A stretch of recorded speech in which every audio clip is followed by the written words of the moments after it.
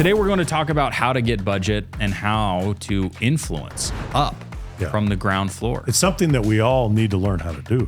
It's a multiple stakeholder scenario, people with different agendas, different objectives, different constraints, who all have to say yes to get some initiative over the line. You are tied to the success or the failure of what you are proposing. That seems to be especially true in L&D. There are things that we have learned in a really practical way to help organizations do this. Budgets tighten for a variety of reasons. Could be macro level economics, could be something especially local. Change in priorities. Maybe that will shift budget. It will certainly shift focus. You've got to think and think and think and think until you are convinced that you know the shortest route to business impact. Don't bite off more than those above you can stomach. We distinguish between two failure patterns: early stage failure and late stage failure. We want to paint a portrait of the future that is optimistic and realistic.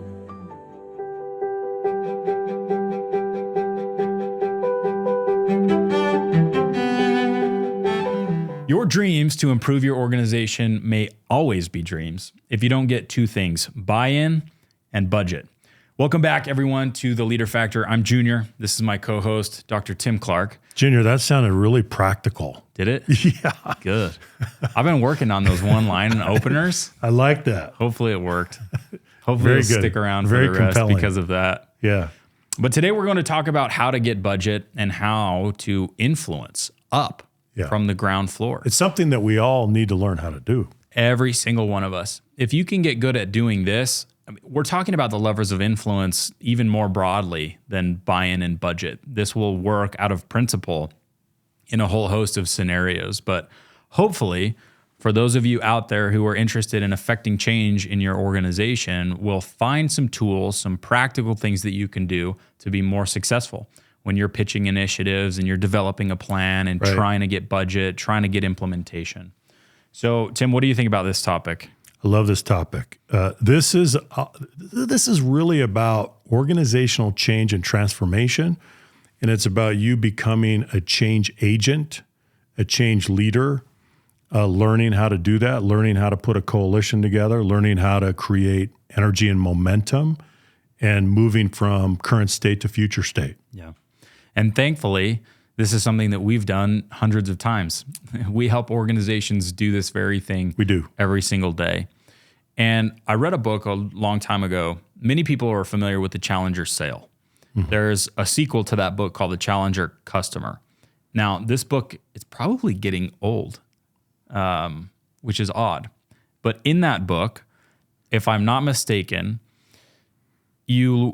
their research showed that you had to get through, at the time, 5.7 stakeholders to get to a yes in an enterprise sale. In our environment, that's often what we're navigating, is a multiple stakeholder scenario, people with different agendas, different objectives, different constraints, who all have to say yes to get some initiative over the line. Yeah. So you think about how complex a sale can be. And it's not always a sale. It could be an initiative that's homegrown. It could be just any support. Agenda item. Yeah, it could support at the very least. Any kind of initiative. And so there are things that we have learned in a really practical way to help organizations do this.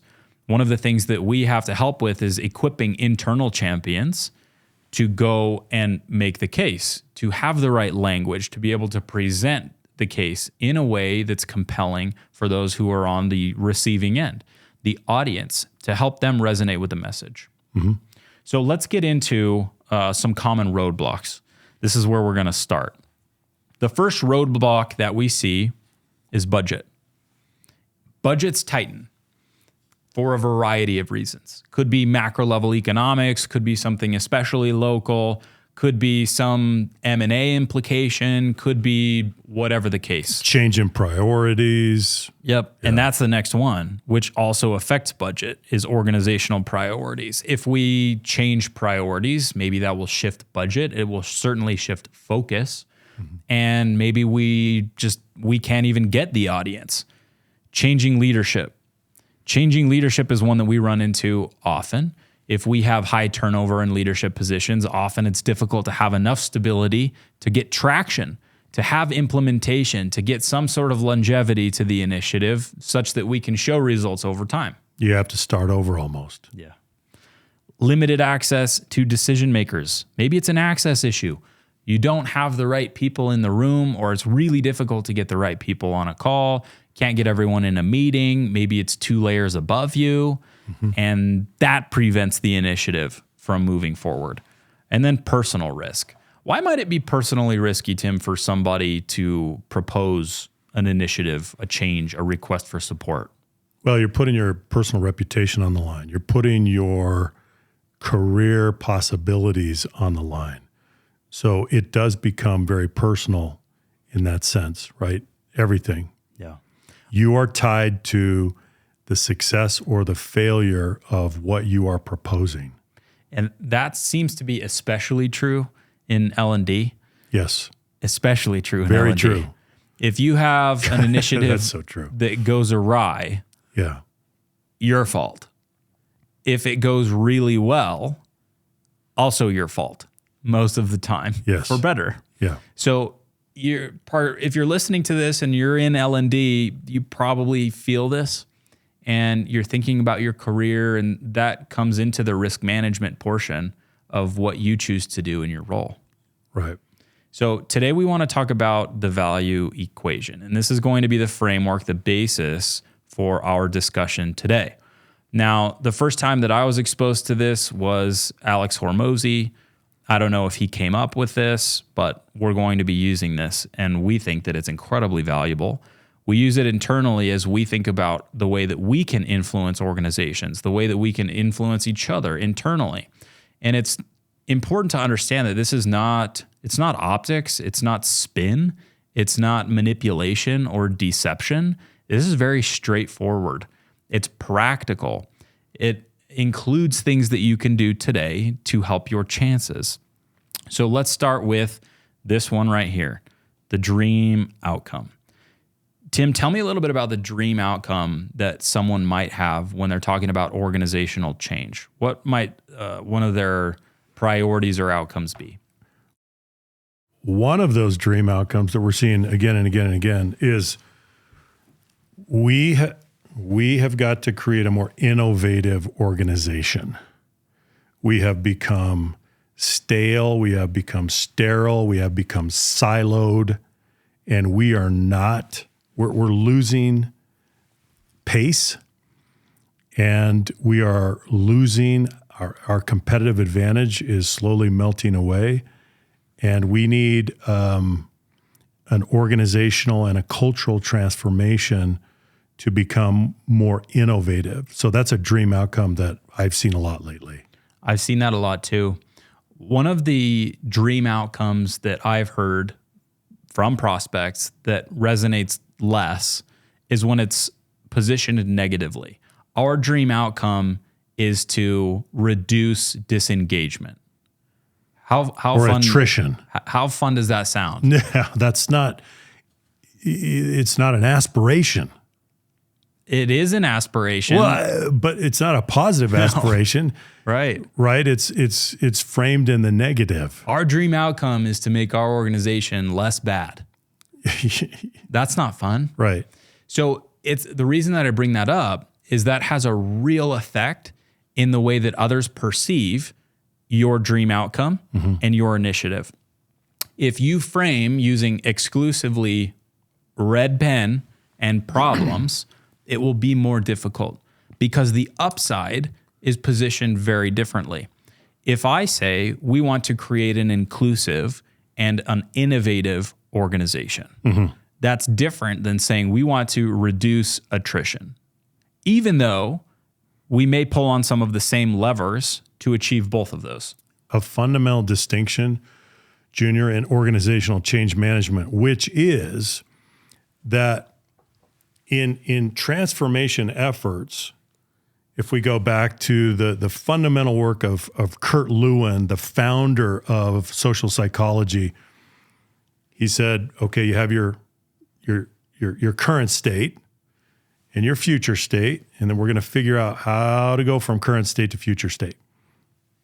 In doing so, though, we need to think about motivation, and this goes back to what you just said.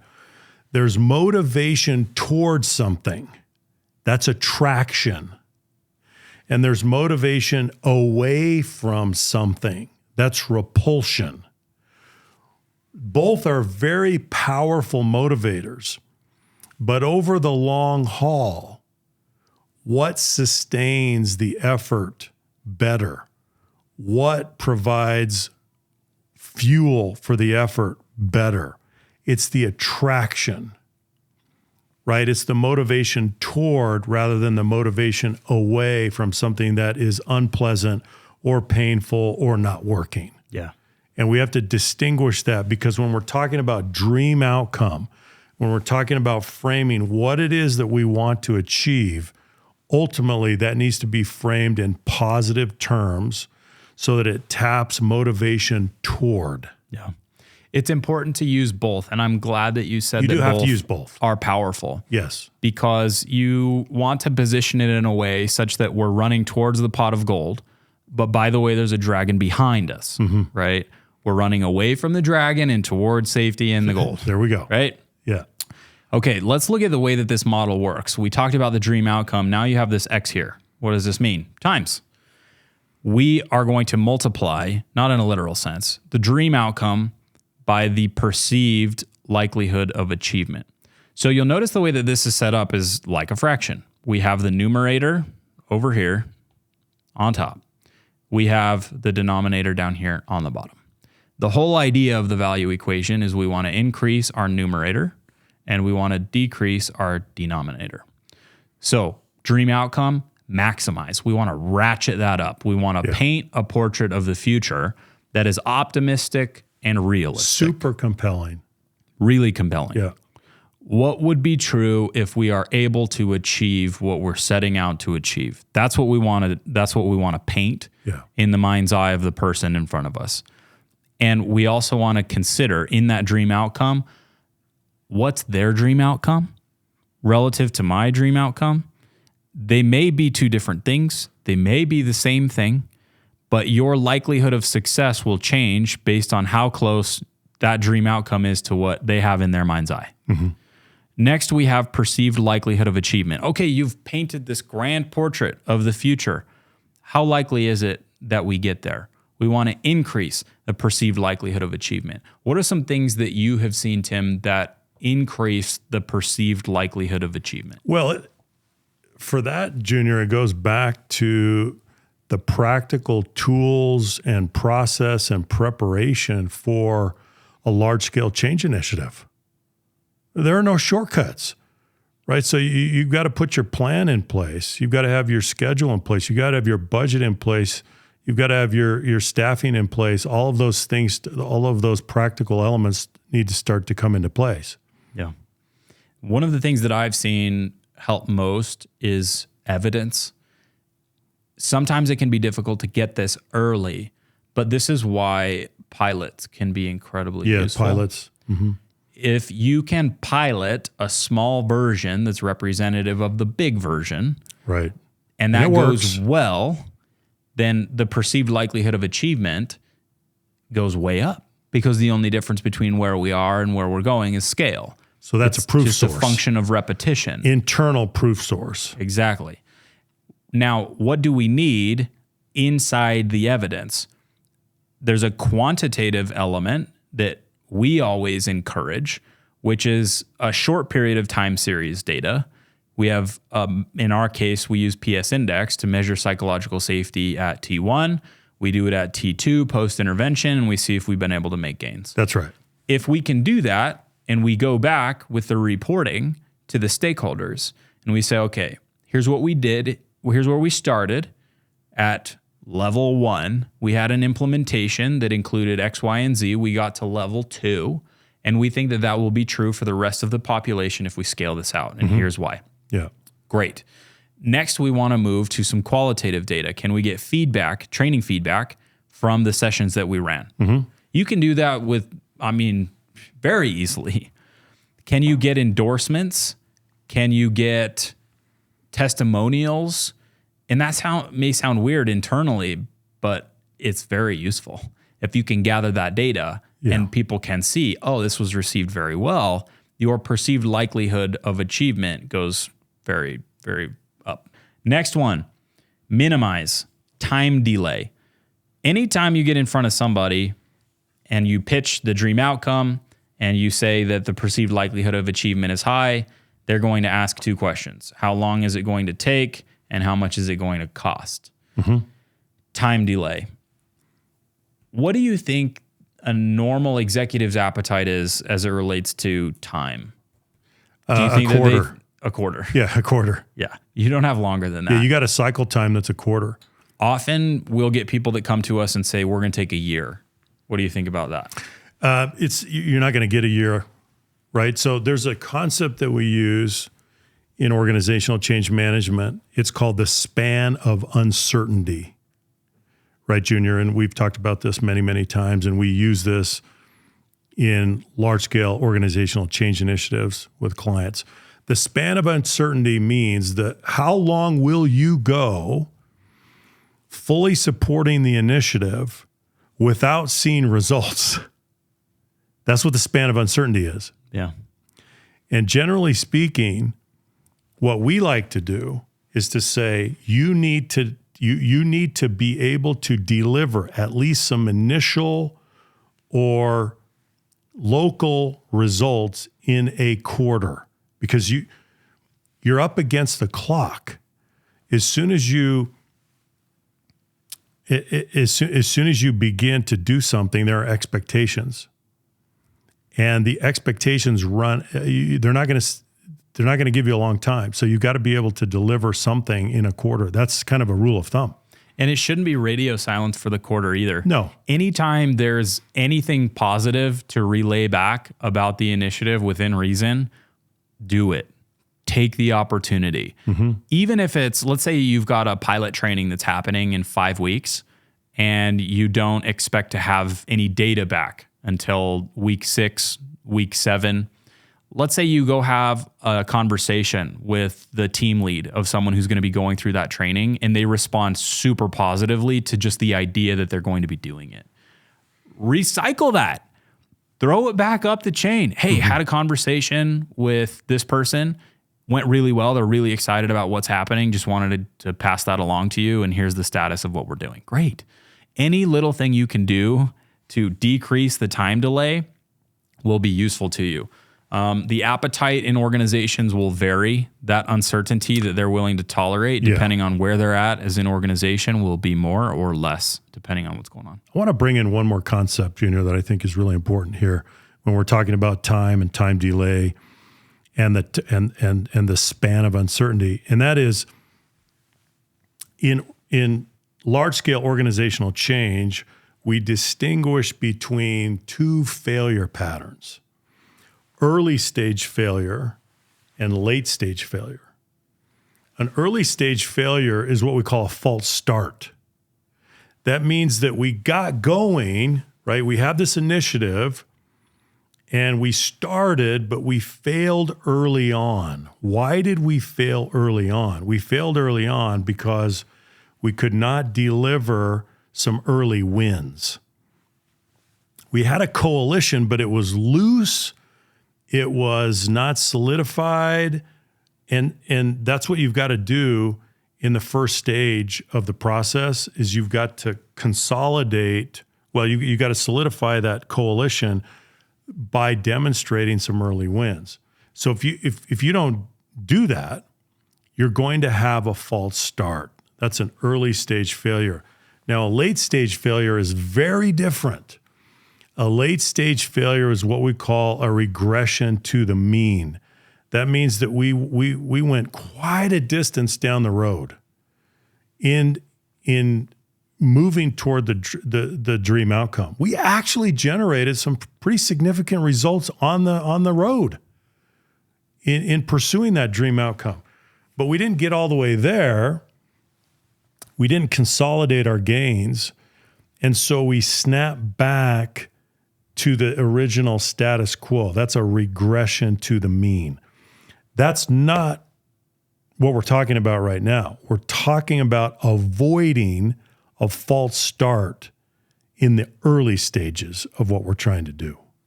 As you're doing that mental math and you're looking at the landscape and you're trying to figure out what do we do to decrease that time delay, that will inform the scope of your pilot. Yes. That's an important way to look at this. Yes. What is the scope of our pilot? Well, maybe we need to reduce the scope of our pilot. Or maybe there's enough appetite and there's enough resource that we can expand the scope of our pilot such that we really ratchet up the perceived likelihood of achievement because we're not as worried about the time delay. So you have to think about all of those factors at play, all of those variables. As I was thinking about this episode, one of the things that I thought about was don't bite off more than you can chew. As I thought more about it, I revised that thought and said, don't bite off more than those above you can stomach. That's even better. I think that that's really what this comes down to. It's more accurate. Because you may have lofty ambition, a lot of staying power, a lot of drive, and tons of confidence that what you are going to do is going to work. Yes. That doesn't translate one-to-one when you have just a single conversation with somebody. You can't just pass that off and allow them to have the same ambition and the same drive that you do. You have to be realistic about what will be tolerable in the environment that you're in. That's right. Last one, effort and sacrifice. Effort and sacrifice is a really interesting one that deserves more time and attention than people give it, because this is where a lot of initiatives go to die. When people have great dream outcome, reasonable likelihood of achievement, the time delay seems okay, but it's going to be really, really difficult. Mm-hmm. Or we think it's going to be really, really difficult, then we may just say no. Yeah. Effort and sacrifice are different organization to organization. Some organizations think that effort and sacrifice comes only in monetary terms. Mm-hmm. Other organizations have close to infinite resource and are much more concerned about time. You have to know which organization you're in. Because that will affect the way that you pitch. It will affect the way that you program your initiative. What do you think about this one? I think context is everything, Junior. And you've got to understand, as you say, the appetite. The appetite. Do you have time? Do you have resources? Do you have, what is the current level of commitment? Is this just exploratory? Or do you have a big contingent of people in the organization that are committed already and they're willing to put forward the effort and the sacrifice that's going to be necessary for maybe a long, hard slog, especially if this is an initiative that is going to become enterprise?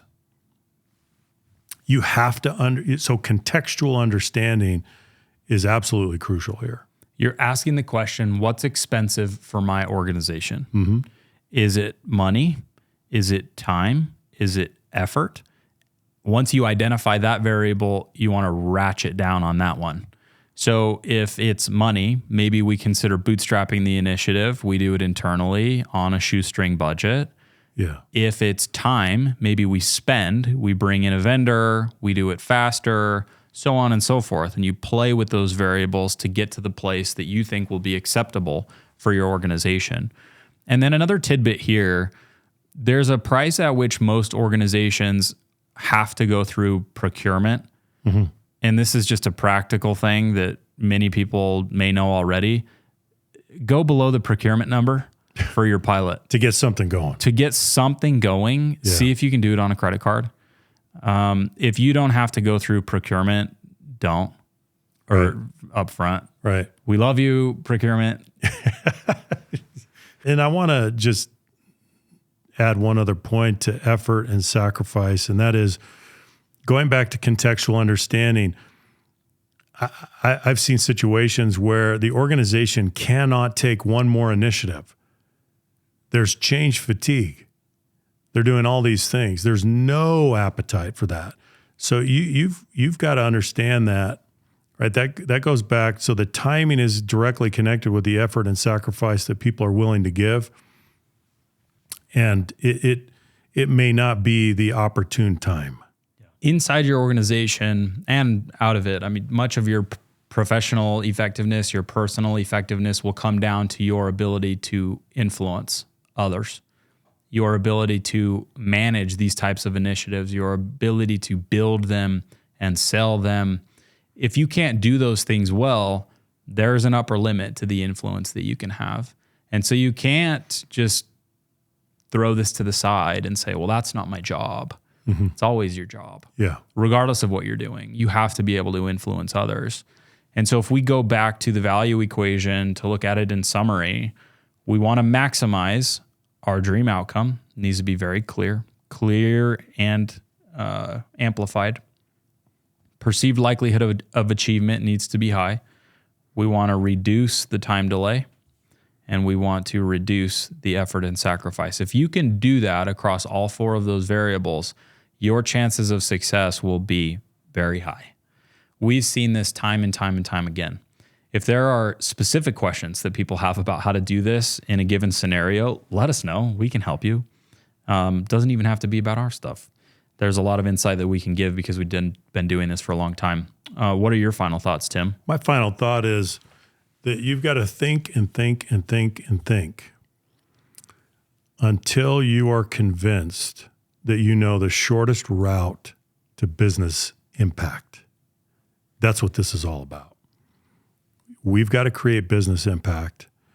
And so think about the scope, think about piloting, think about where people are, but you've got to find the shortest distance between where you are and business impact. So if you need budget, if you need buy-in, do these four things. Thank you, everybody, for your time and attention today. We know that you could be doing other things, listening to other people in other places, and we appreciate the fact that you've chosen to listen today and hope that you found it valuable. If you did, please let us know what was valuable for you. If you've ever had an instance or an example where you've done some of these things, if it's worked, if it hasn't, we would love to see some of that in the comments. And with that, we will see you in the next episode. Take care, everybody. Bye-bye.